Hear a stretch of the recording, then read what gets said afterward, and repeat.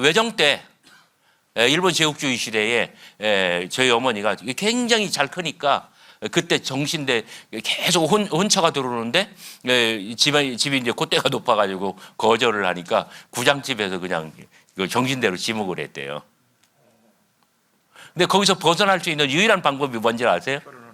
혼인입니다. 그 당시에는 뭐 이것저것 요즘 같은 어떤 사회적 경제적 조건이 돈 뭐 이런 조건 랩돈 이런 거 필요 없었어요.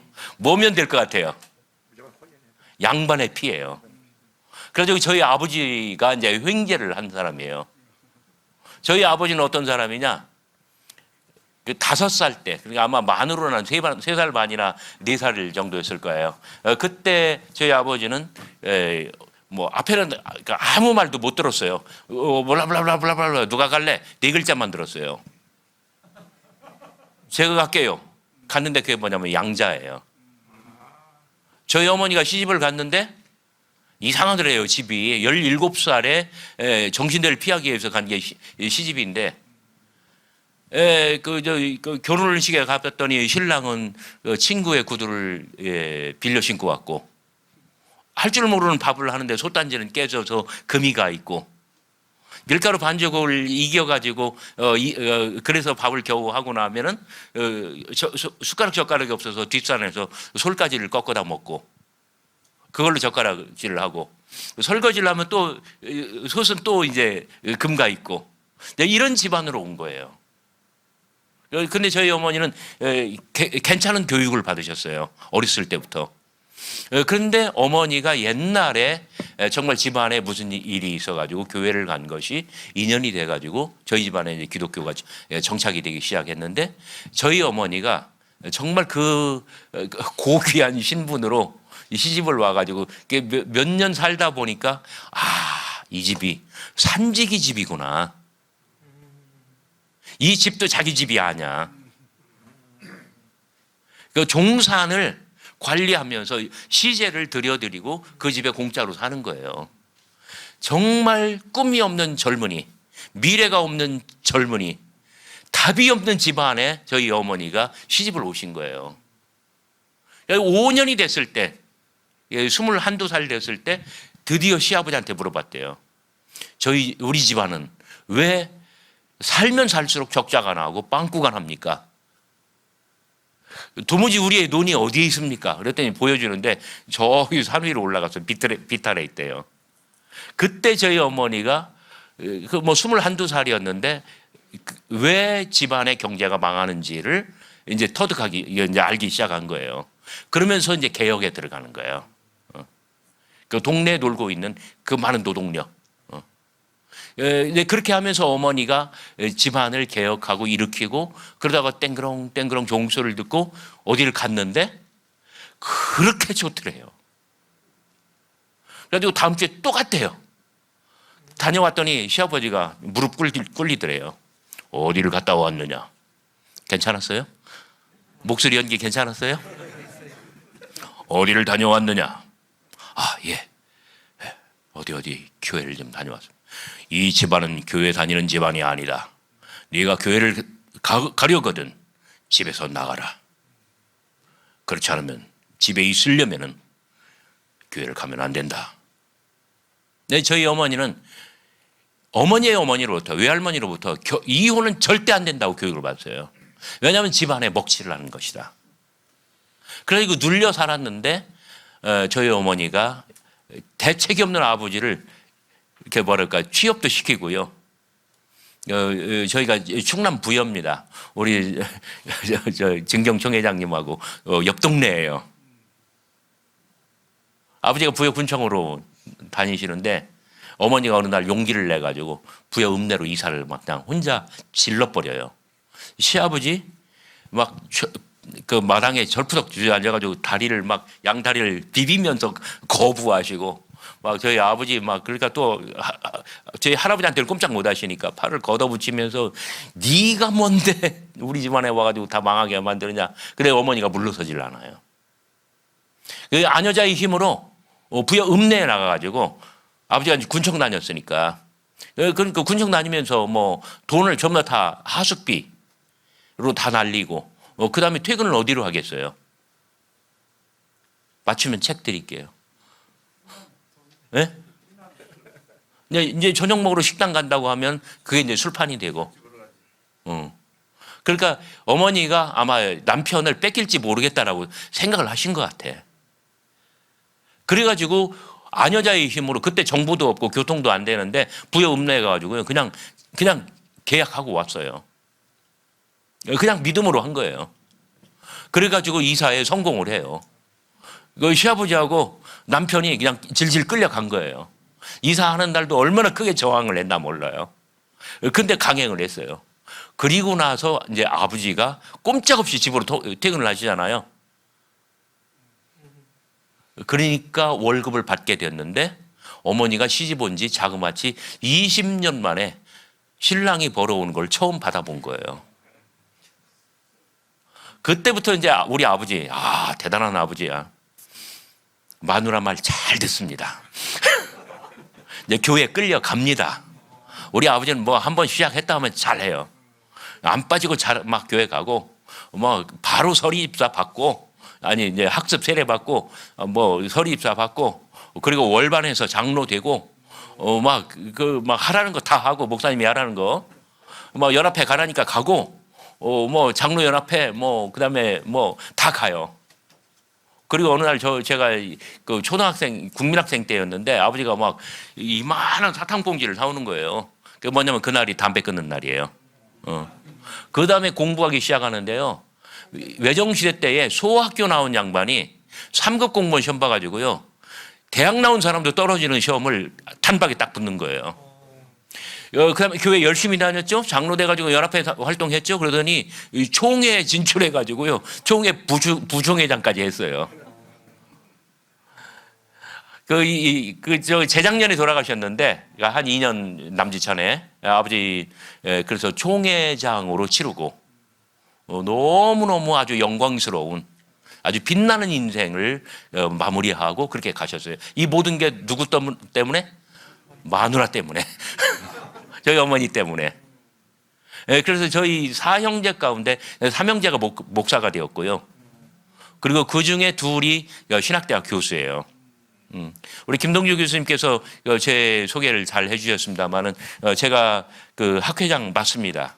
학회장 맞습니다. 여기 보면 이렇게 딱 제 얼굴 못생겼지만 이렇게 딱 나옵니다. 그런데 저희 한국신약학회는 지금 있는 대한민국의 모든 신학 분야보다 가장 먼저 최초로 결성된 학회고, 뭐 김지철 목사님, 송종열 목사님 이런 아주 질비한 분들이 다 학회장을 하셨고 이제 저까지 오게 되었습니다. 이 책은 제가 코로나 터지고 이건 제 어머니가 제가 이제 어머니를 닮아서 저도 좀 그런 근성이 있어요. 아무것도 없는 곳에서 뭔가를 만들어내고 겨자씨처럼 제일 작은 것 가지고 뭔가를 가장 위대한 것을 만들어내는 저나 김동주 원장님이나 저희 대학의 정신이에요. 이게 제가 한번 집회 참석해가지고 우리 강대성 목사님 직전 총회장님 설교 말씀 들어봤더니 이 무당을 거의 때려잡듯 이겨가지고 그때부터 막 교회가 발전하셨더라고요. 제가 교회 가보니까 그 영성이 살아 있어요. 우리 김희철 총회장님 제가 말씀 들어보니까 이 춘천에서 여기 와가지고 목회 안 했대요. 이 바로 주위에 있는 저 집. 그때 하나님의 음성을 듣기에 뭐 하려고 하지 말고 내게로 오라. 내 안에 머물라. 1년 동안 하나님과 교제를 했대요. 그리고 이 예배당을 짓고 여기서 아무것도 없이 이 아주 큰 사역을 하신 거예요. 그리고 송도에 갔는데 그때 3천만 원이요? 4천만 원이요? 송도 가실 때 그만큼만 돈을 가지고 갔대요. 지금 송도에서 초교파로 가장 큰 교회예요. 정말 저희 대학의 정신이에요. 이게 바로 뭐냐면은 아무것도 없는 데서 뭔가를 만들어내는 것. 또 가장 작은 것에서 가장 위대한 것을 만들어내는 것. 제가 코로나 터지고 연실원 교수 가운데 제가 나이가 제일 많아서 컴퓨터 제일 못하는데 어떻게 온라인 강의를 해야 되잖아요. 하는 김에 그냥 유튜브를 열어버렸어요. 그래가지고 유튜브를 열어가지고 유튜브에 강의를 올리는데 우리 대학원생들한테 한글 자료 그냥 강의로 다 그냥 배포해버렸어요. 제가 나이 많은 교수인데 그거 잡고 뭐 하겠어요. 이거 영업비밀인데 여러분들한테 다 공개합니다. 그때 막 완전 환호해요. 저희 연수원에서 학생들이 제일 많이 모이는 과목이 김동주 원장님 과목이고 2등 과목이 제 과목이에요. 왜냐하면 저희는 서비스를 제공하니까. 그러면서 유튜브를 만들고 유튜브에 올리고 그리고 그 모든 강의안을 여기에 책에 여기에 담은 거예요. 그래서 제가 이야기 극장이라고 했습니다. 물론 이 책도 여러분들이 다 안 가지고 가시면 저 자존심 되게 당할 거예요. 그냥 알아서 좀 이게 원래 2만 원짜리인데 그냥 만 원에 이제 출혈로 이렇게 다 하고 놓고 가는 거니까 여러분들 그냥 뭐 만약에 뭐 안 팔리면 그냥 가져가시고요. 예. 저희 학교는 좀 이런 학교입니다. 그래서 여러분들이 교회에서 공부 잘하고 똑똑한 학생이 있으면 저희 호소대로 좀 보내주셔요. 그리고 심지어 저희는요 교회에서 나이가 좀 막 30대, 40대, 50대, 60대인데 그때 가정 형편이 안 좋아서 대학에 못 간 사람들 저희에게 보내주시면 저희가 잘 교육시켜서 우리 교단에 전도사가 되고 이 안에서 목사가 되고 여러분들의 동역자, 후배 동역자가 될 수 있도록 저희가 만들어 드리겠습니다. 석사과정도 마찬가지입니다. 박사과정도 마찬가지입니다. 이번에 강대성 목사님, 강윤희 사모님, 또 오세종 목사님 세 분이 박사학위를 받으셨는데 아주 정말 영광스러운 박사학위를 받으셨는데 필요하신 분들 오십시오. 저희가 최고의 서비스, 최대의 편의를 다 봐드려서 정말 우리 교단 안에 저희 호서대학교 연합신학전문대학원이 뿌리를 내릴 수 있도록 저희와 여러분들께서 함께 협력을 할 수 있으면 좋겠습니다. 오늘 제가 여러분들에게 말씀드리고 싶은 것은 캐릭터입니다. 성서인물. 보통 우리가 문학에서 인물을 캐릭터라고 합니다. 캐릭터. 영어로는 이렇게 씁니다. 자, 만약에 지금 뭐 한 100톤, 1000톤 막 굉장히 큰 막 쇠로 된 게 쫙 내려와 가지고 우리가 모두가 다 납작해졌어요. 이 종이장처럼 이렇게 납작해졌어요. 그러면은 사람 개개인의 특성이 드러날까요? 안 드러날까요? 안 드러나죠. 네, 이런 것을 우리가 플랫 캐릭터라고 합니다. 이 플랫이라는 말은 자동차 바퀴가 빵꾸 났다는 뜻이에요. 플랫 캐릭터.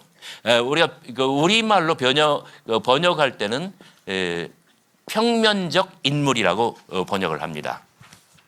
근데 지금 뭐 예를 들어서 저는 좀 배가 나왔고 뚱뚱해요. 플랫 캐릭터에다가 바람을 한껏 집어넣어서 이렇게 뭐랄까요? 이 3차원이 되면은 이런 것을 라운드 캐릭터라고 부릅니다. 라운드 캐릭터. 이것은 입체적 인물이라고 번역을 합니다. 만약에 우리가 개그 콘서트 이런 걸 볼 때에 잘 못하겠는데요, 잘 못하겠는데요. 이게 누가 하는 대사죠? 심영래. 심영래는 언제나 그런 모습으로 보이죠. 요게 바로 뭘까요? 플랫 캐릭터입니다. 그다음 야곱이라고 하는 사람은요, 한류의 원조인 대장금 먼저 이야기를 합시다. 대장금 보시면은 맨 처음에 장금이가 어떤 모습으로 나와요? 이쁜 모습, 미운 모습 왜 아니라 나이가 아역으로 나오죠. 호기심 가득하고. 그리고 하나를 가르치면 똑똑하게 맞추고, 그리고 궁에 들어가 가지고 그러니까 자기는 못 배우게 하니까 이렇게 어깨너머로 해가지고 배우려고 하고. 그런데 어느 순간 보면 이 어린 장금이가 막 달려가는데 갑자기 큰 누나가 돼가지고 이제 이영애가 나와요.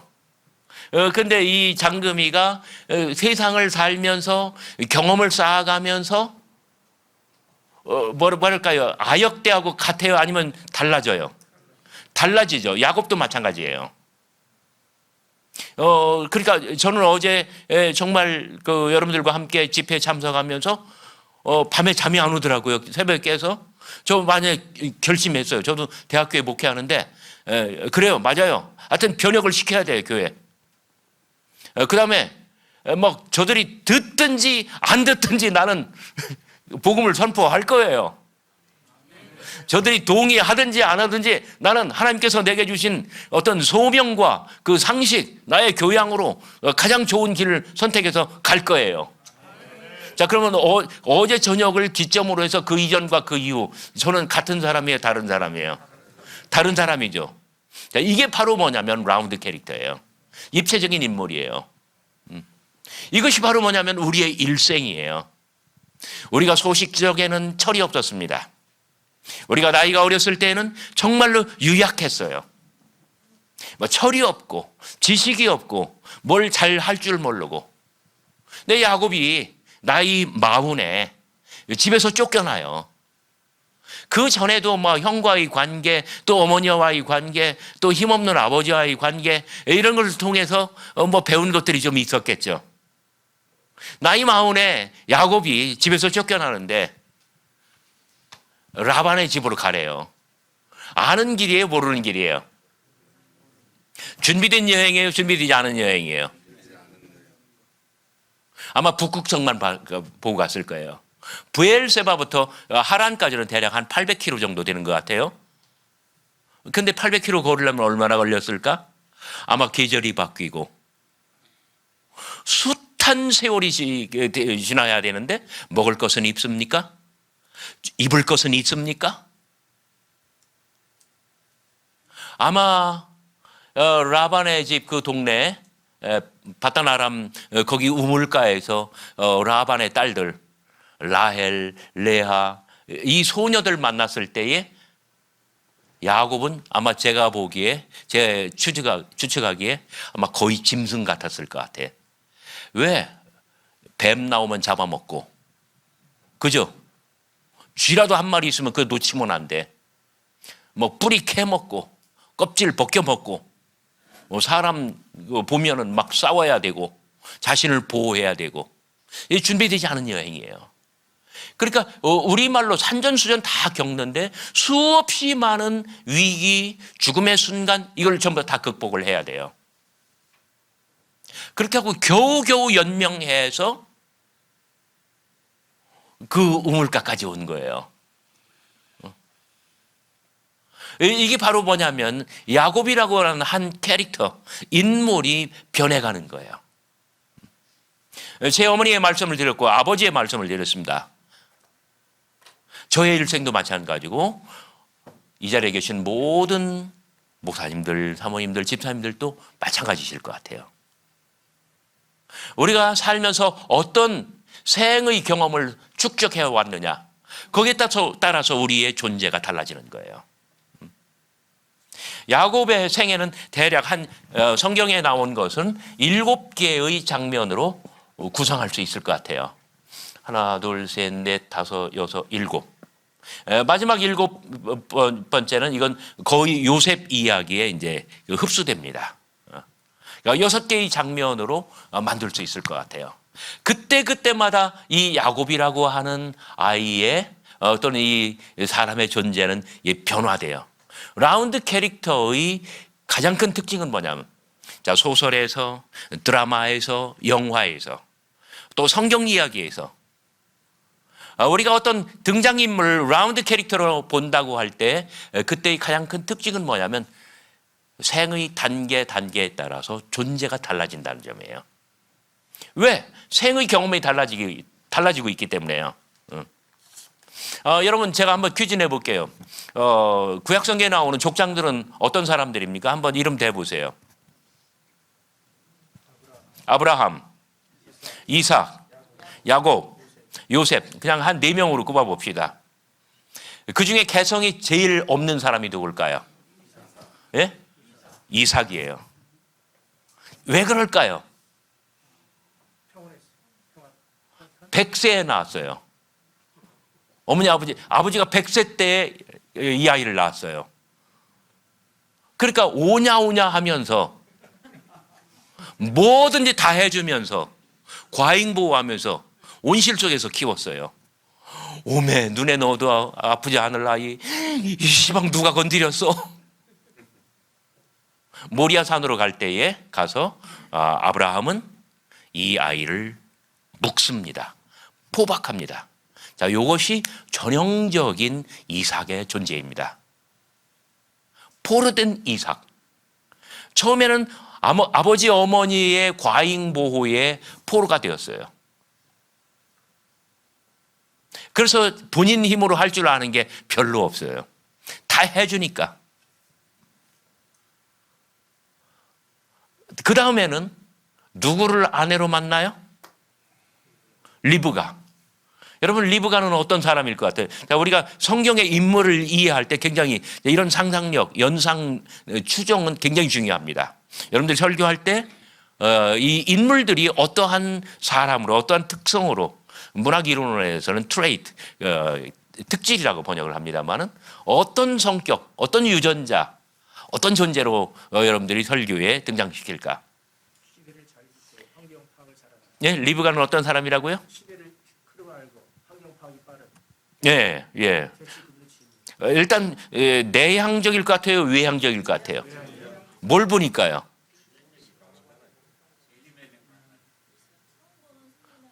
아브라함의 늙은 종이, 여러분 저기 방통실 창세기 24장 58절 60절을 한번 보여줘 보세요. 아브라함의 늙은 종이 바다나라람으로 갑니다. 주인의 아들을 장가 보내려고, 결혼시키려고. 리브가를 이제 꼬시는 거예요. 막 어마어마한 폐물을 주고요. 막 그 팔찌, 뭐 그 다음에 귀걸이 뭐 다 주는데요. 그 중에 코걸이도 있어요. 실제로 성경에 코가 꿰다는 말이 있어요. 그때 리브가는 코가 꿰요. 그냥 아브라함의 늙은 종이 그 우물가에서 직접 데려가려고 그러는데 이 소녀가 뭐라고 그러냐면, 아닙니다. 저희 어머니 아버지한테 말씀을 드려야 됩니다. 그래, 그렇게 하자 하고 막 어마어마한 그 낙타 7마리인가 거기에다가 가득 폐물을 싣고요, 그 집으로 들어갑니다. 물어보니까 내가 가겠느냐. 그랬더니 뭐라고 해요, 이 아이가? 60절에 나오나요? 내가 가겠나이다. 이 어린 소녀가 정말 자기의 주체성이 강한 거예요. 이런 아이는 자기의 남편이 될 이삭과 달리 자기가 주체적으로 인생을 결정하고 그리고 살아갈 수 있는 그 주체성이 강한 사람이에요. 나중에 여러분 야곱이 집에서 쫓겨날 때에 그때 그 모든 음모를, 장자권을 뺏어오는데 누가 결정합니까? 리브가가 결정을 해요. 여러분 어디를 보시냐면은 창세기 27장 8절, 13절, 43, 4절 한번 보시기 바랍니다. 에서가 막 내가 이 자식을 죽이리라 막 소리 지르고 할 때에 그런즉 한번 읽어봐요. 시작. 그런즉 내 아들아, 내 말을 따라 내가 내게 행하는 대로 하라. 자, 이렇게 이 8절, 13절, 그 다음에 43, 4절. 이 어미의 말을 들으라. 이 어미의 말을 들으라. 이 모든 음모와 계략이 다 리브가의 머리에서 나와요. 왜 그랬을까요? 어떤 계기가 있을까요? 그것은 뭐냐면은 에서가 창세기 이 몇 장입니까? 제가 성경에서 한번 찾아볼까요? 여러분들 쉽게 찾을 수 있을 것 같아요. 에서가 나이 40이 되었을 때에 어떤 여자를 아내로 받아들여요? 해족소. 자기의 가문은, 리브가는 이삭의 가문에 시집을 와가지고 자기는 분명하게 어떤 의식이 있어요. 이 집안은 하나님의 약속이 있는 집안이에요. 하나님의 언약이 있는 집안이에요. 그런데 에서는 경솔했던 거예요. 그 지역에 있는 이방 여인을 아내로 들여가지고 계속 그걸 보면서 리브가는 이 아이는 안 됐어. 그래서 리브가는 누구를 선택한 거예요? 쌍둥이 동생 야곱을 선택한 거예요. 그래서 어마어마한 그 리스크, 위험 부담을 스스로 선택하면서 야곱아, 이 어머니의 말을 들으라. 내 어머니의 말을 들으라. 어머니의 말을 따라. 자, 모든 저주는 이 어머니가 다 받겠다. 자, 이런 걸 보면 리브가는 어떤 사람이에요? 대단히 아주 주도적인 사람이에요. 이삭은 그냥 헬렐레하고 흐리멍텅하고, 저희 아버지가 저희 어머니를 만난 것처럼 이삭도 똑똑한 여자를 만난 거예요. 그래서 이삭은 마누라 덕분에 자기의 대를 버틸 수 있었던 거예요. 4명의 족장은 하나의 공통점이 있어요. 모두가 다 여행을 합니다. 어마어마하게 위험천만에 관한 여행을 떠납니다. 그것이 원하는 여행이었던, 원치 않는 여행이었던. 그런데 여행 안 하는 사람이 누구를 위해요? 한 사람 누구예요? 이삭이에요. 이삭은 자기 외갓집 한 번도 안 가봤어요. 처가댁 한 번도 못 가봤어요. 남쪽으로 이집트 한 번도 못 가봤어요. 나중에 요셉은 팔려서 애굽에 가잖아요. 그죠? 자, 이런 것들이 바로 뭐냐면 사람의 존재를 만들어요. 이삭은요, 어떤 사람이에요? 온실 속에서 자랐지만 순탄하고, 정말 이건 정말 이삭한테 엄청 큰 복이에요. 이 사람은 모험하지 않아도 돼. 그럼에도 불구하고 어디 가서 자기 의견 제대로 한번 말할 줄 모르고, 자기 밥그릇 찾아 먹을 줄도 모르고, 실컷 우물을 파면, 요즘 말로 하면은 정말 그 중소기업, 중견기업, 대기업을 하나 이룬 거하고 똑같아요. 우물을 파서 성공했다는 것은. 근데 파고 나면 뺏기고, 파고 나면 뺏기고, 나중에 르호봇이 그래서 나오잖아요. 어디 가서 자기 주장할 줄도 모르고, 자기 밥그릇 챙길 줄도 모르고, 자기 가정을 잘 막 이렇게 막 누가 그래, 시방 누가 건드려, 뭐 이런 거 할 줄도 모르지만, 그러나 하나님이 보호하셔서 말년에 거부가 되었다고 하잖아요. 이것은 이삭의 복이에요. 근데 거기에 비해서 야곱은 어떤 의미에서는 파란만장합니다. 출생부터 시작해서, 여러분 7단계의 여러분 자료집에 보면 어떻게 제가 장절을 구분했는 거 나와요. 7단계의 전체 단계 과정에서 전체를 꿰는 하나의 키워드가 있다면 그게 뭘까요? 왜 야곱의 인생은 이렇게 피곤해집니까? 엄마 뱃속에서부터. 예? 예, 그걸 그냥 제가 딱 말씀드리자면 그건 열등감과 경쟁의식이에요. 열등감과 경쟁의식. 자기는 형에게, 쌍둥이 형이자 라이벌이거든요. 힘으로 이겨요, 못 이겨요? 못 이겨요. 그러니까 잔머리를 굴리는 거예요. 머리가 발달해요. 그러나 경쟁심은 아주 치열해요. 누구 못지 않아요. 이기고 싶어요. 지고 싶지 않아요. 형이 가진 거 다 뺏고 싶어요. 그러니까 이 아이가 살아날 수 있는 방법은 뭐냐면 머리가 약어야 돼요. 그래서 약아가지고 야곱이에요. 약을 뿐만 아니라 옆에 있는 사람 걸 야곱야곱 다 뺏어 먹어요. 그래서 이름이 뭐예요? 야곱이에요. 옳거니 맞았어요. 그게 살 길이에요. 야곱의 인생 전체를 통해서 다 이렇게 됐어요. 어렸을 때는 형하고 경쟁했죠. 그래서 장자의 명분을 빼앗았어요. 물론 어머니의 어떤 공조가 있었지만, 공범이 있었지만, 커서는 라반의 집에 가서는, 예, 목사님. 그 전에, 예? 그 전에, 예. 이삭하고 유다가 나오기 전에, 예. 아브라함이 예.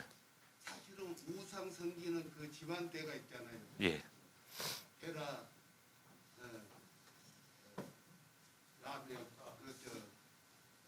위로 쭉 올라가면서.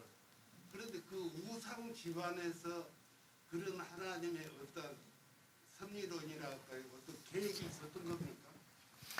뭐 근데 그렇게 볼 수도 있고요. 그 예정론에 의해서. 근데 우리는 그냥 성경에 있는 근데 이제 예정론 그렇게 다 이렇게 예정돼 있었다라고 한다면 현대 도시 그리스도인들은 조금 뭐 그런 것 같다라고 하기는 하는데 그냥 성경에 있는 걸 가지고 좀 깊이 있게 보면 더 좀 잘 이렇게 뭐랄까 소통이 될 것 같아요. 하여튼 좋은 말씀 감사합니다. 나중에 외삼촌네 집에 가가지고 몸 붙여 살아요. 대릴사위잖아요. 그냥 거기서 먹고 살기만 해도 성공이에요. 목숨을 부지하기만 해도 이 아이는 성공한 거예요. 그런데 우물가에서부터 처음 만난 저 아이 막 첫사랑을 꿈꿔요. 왜? 젊으니까. 그의 이름은 누구라고요? 라헬, 레이첼. 레이첼, 미국 가면 레이첼이라고 해요. 라헬이 그래요. 그래가지고 죽으라고 라헬에게 잘 보이고 싶어요. 라반한테 여쭤봤어요. 어떻게 하면 제가 라헬에게 장가들 수 있겠습니까? 7년을 일하면 되느니라. 7년을 하루같이 정말 하루같이 성실하게 일을 했어요. 그래가지고 성공했어요. 그리고 첫날 밤을 치렀어요. 해가 뜨고 아침에 보니까 누구예요? 레아. 외삼촌! 에서가 야곱을 죽일 듯이 내가 너를 죽이리라 할 때처럼 막 소리 질러야 돼요. 이때는 한번 외삼촌 한번 소리 질러봐요. 시작. 외삼촌! 이제 이렇게 해야 라운드 캐릭터가 되는 거야. 전에 시방 몰랐는가? 이 지방에서는 이거 이제 금차를 보내려면 똥차를 먼저 보내야 된다네. 그럼 나보고 어떻게 하라고 진작 말하지 그랬어요. 또 7년을 일하면 될 거 아닌가. 외삼촌은 전라도 사람이었습니다. 그때 야곱이 걷어차면 어떻게 돼요? 저는 대학에서 교양으로 정말 예수 안 믿는 애들 성경책 떠들어서 몇 장 몇 절 읽어 막 하면서 가르쳐요. 제가 이 대목 굉장히 강조하는 대목이에요. 저희 조카가 있는데요. 현대 입사했어요. 얘가 퇴근하면은 뭐라고 하냐면은 엄마 아빠한테 하는 말이에요. 죽고 싶어. 저희 목사님 아들이 삼성에 또 입사했어요. 얘도 마찬가지야. 퇴근하면 말이 없어요. 그 순간을 참아야 돼요. 그 시간을 견뎌야 돼요. 목회도 마찬가지잖아요. 저도 목회 7년 해봤는데요. A하고 B하고 죽도록 싸워요. 내가 보면 저 A만 없으면 교회 부흥할 것 같아. 근데 A가 나갔어. 그러면 교회가 이제 평화를 찾아야 되잖아요. A가 하던 일을 B가 계승하더라고요. 충실히 역할 연기를 다 해요. 환장해. 근데 그 기간을 버텨야 돼. 정말 엎드려 기도하면서 긴 시간이 지나면 정말 원하던 그게 와요. 그러니까 야곱이요. 7년 또 7년 그리고 몇 년인가 한 20년을 그 집안에 머물러요. 이게 바로 야곱의 아주 위대한 야곱의 정말 중요한 결정이에요. 그렇게 했기 때문에 야곱이 참았기 때문에 야곱이 기다렸기 때문에 야곱이 모든 것을 인정하고 받아들이고 그리고 어떤 시대의 흐름에 순응했기 때문에 이것은 뭐냐면 하나님의 섭리를 받아들였다는 이야기예요. 아멘. 그 사이에 레아, 라헬, 빌하, 실바 그래가지고 아직까지 자식이 몇 명 아들만 해도 11명. 자, 이건 그냥 자식이 11명이 됐다는 게 아니야. 자기의 할아버지 누구에게 주신 약속? 아브라함에게 주신 약속. 아브라함아, 내가 네게 지시할 땅으로 가라. 내가 너에게 복의 근원이 되게 하겠다. 저 하늘에 무수히 떠 있는 그 빛난 별들을 내가 지금 보느냐? 이 바닷가에 이 티끌들을 보느냐? 내가 너의 자손을 내가 네 눈에 보이는 이 모든 땅을 내게 주리라. 이 땅에 너의 자손이 그렇게 가득하게 만들리라. 야곱이 7년 참았기 때문에 그 모든 약속이 이루어지고 하나님의 구원의 역사가 흘러가는 거예요. 우리는 인내해야 됩니다. 우리는 기다려야 합니다. 우리는 받아들여야만 합니다. 그렇게 하면 하나님의 뜻을 이룰 수가 있는 거예요. 그런데 야곱은 그 사이에 또 30장 30절, 창세기 30장 30절 한번 찾아서 읽어봅시다. 다 같이 시작. 내가 오기 전에는 외삼촌의 소유가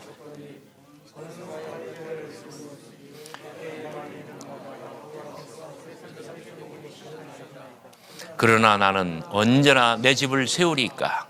마지막 줄 제일 중요합니다. 그러나 나는 언제나 내 집을 세우리까. 다 같이 시작. 그러나 나는 언제나 내 집을 세우리까. 7년 20년 지내는 사이에 외삼촌 라반의 모든 재산은 누구의 손에 떨어져요? 야곱의 손에 떨어지잖아요. 왜 그래? 언약을 했는데 계곡물에 가가지고 뭐 어떻게 했어요? 나뭇가지 물을 염색하고 그다음에 새끼가 전부 다 얼룩지고 아롱지고 다 그렇게 돼버렸잖아요. 야곱은 정말 잔머리를 굴리는 아이예요. 그리고 뭘 하든지 주변의 사람들의 모든 소유가 야곱의 손에 다 떨어져요. 그래서 야곱 다 먹어버렸어요. 그래서 이름이 뭐라고요? 야곱이라고요. 네, 그래서 야곱과 라반 사이에 아주 극단의 갈등이 옵니다. 그 집안에서 나올 수밖에 없어요. 야곱의 편에서는 이것은 쫓겨나는 것입니다. 그러나 하나님의 편에서는 구원의 역사예요. 당신이 언약하신 것, 당신이 계획하신 것, 당신이 이끌어가시는 하나님의 위대한 구원사, The Salvation History, 하나님께서 이끌어가시는 Salvation History, 이 구원사의 어떤 그 성취라는 말이죠.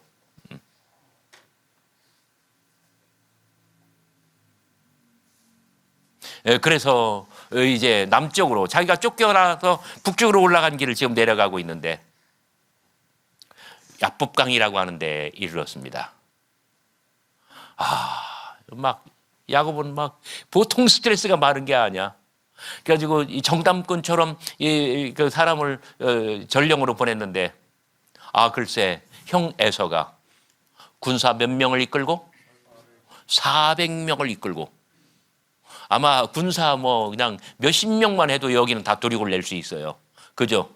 400명을 이끌고 온다는 거예요. 근데 야곱이 그 사이에 얼마나 부자가 됐는지 양, 염소, 낙타, 나귀 550마리. 제가 일일이 다 세봤어요. 방금 난 새끼까지 다 세봤어요. 지금 죽은 것도 카운트했어요. 몇 마리라고요? 550마리요. 이 보통 거부가 아니에요. 그래서 이것을 두 때로 나눕니다. 여러분 24절부터 29절 창세기 32장 9절부터 12절 죄송합니다. 그러니까 야곱은 극단으로 두렵고 그리고 떨립니다. 야곱이 기도합니다. 다 같이 한번 읽어봅시다. 시작. 야곱이 또 이르되 내 조부 아브라함의 하나님, 내 아버지 이삭의 하나님 여호와여, 주께서 전에 내게 행하시기를 내 고향 내 족속에로 돌아가라. 내가 내게 은혜를 베풀리라 하셨나이다. 그 약속을 지금 상기시키는 거예요. 그 다음 구절. 모든 은총과 모든 성실하심을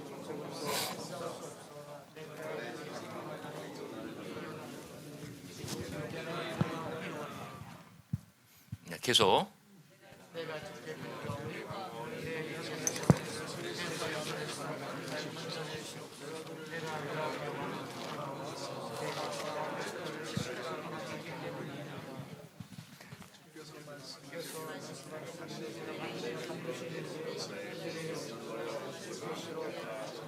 네, 이제 10절 하반절이 굉장히 인상적이죠.